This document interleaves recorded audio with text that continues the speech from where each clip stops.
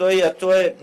koja po meni mislim da bi trebalo da bude promijenjena u narednom periodu, a vjerovatno je na svima zadatak da se to mijenja, to je taj jaz u broju sudskih vještaka zvanično u Crnoj Gori u odnosu na broj članova Udruženja sudskih vještaka. Jer ako Udruženje sudskih vještaka je naravno dobrovoljna nevladina organizacija, odnosno svako vjerovatno ima mogućnost da pristupi,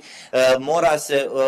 učiniti sve da što veći broj sudskih vještaka pristupi Udruženju sudskih vještaka, pogotovo kada zakon predviđa obavezu da Udruženje sudskih vještaka vrši edukaciju i učestvuje u samim svim tim aktivnostima. Tako da mislim da je prema zvaničnoj statistici negdje oko 13-14% samo sudskih vještaka u Crnoj Gori i dio Udruženja sudskih vještaka, što bi svakako, nadamo se, u nekom narednom periodu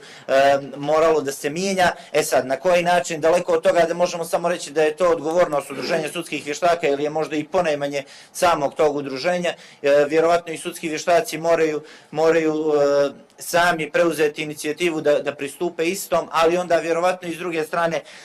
da sad ne ulazim u sve te detalje, mora možda biti neki transparentniji poziv ako eventualno i to problem. Ono što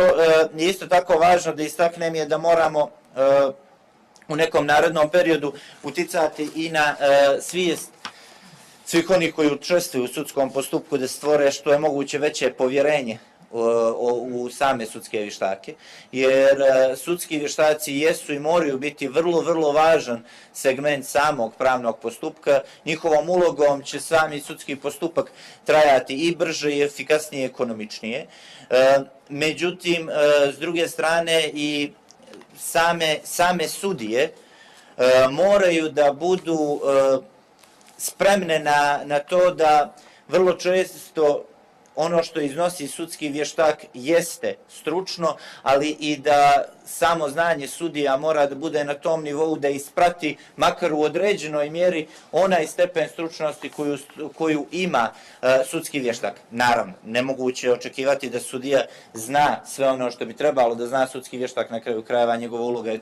tu gdje jeste, ali u nekom neformalnom razgovoru sa određenim sudijama u određenim sudskim postupcima dešavalo se to da sudija otkrije da je sudski vještak u svom nalazu, u svom izvještaju pisao drugačije nego što je pisao u svojoj knjizi, koju bi ranije izdao. Što naravno može da dovede do odgovornosti i samog sudskog vještaka, ali samo govorim o tome da je velika odgovornost i na sudijama u samim tim postupcima. Ono što je svakako naravno i logično, zato je i sudija. Ono što je važno isto tako istaći je da se nadamo da, ali eto, stvorit će se naravno ubrzo i prilika za razgovor i na sve ove teme, kažem, sve se ovo nalazi u izvještaju, da se nadam da će tok, odnosno proces rasta uloge sudskih vještaka u samim sudskim postupcima rasti, da će se neke od ovih sugestija ili mojih preporuka uticati, naših preporuka naravno, uticati u nekom narednom periodu da uloga sudskih vještaka bude što je moguće viša i da se posebno mora apostrofirati sam proces edukacije sudskih vještaka.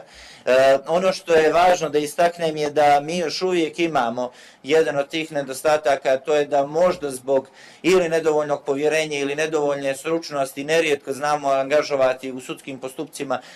sudske vještake koji su i iz inostranstva, a da onda samim tim cijena angažmana tih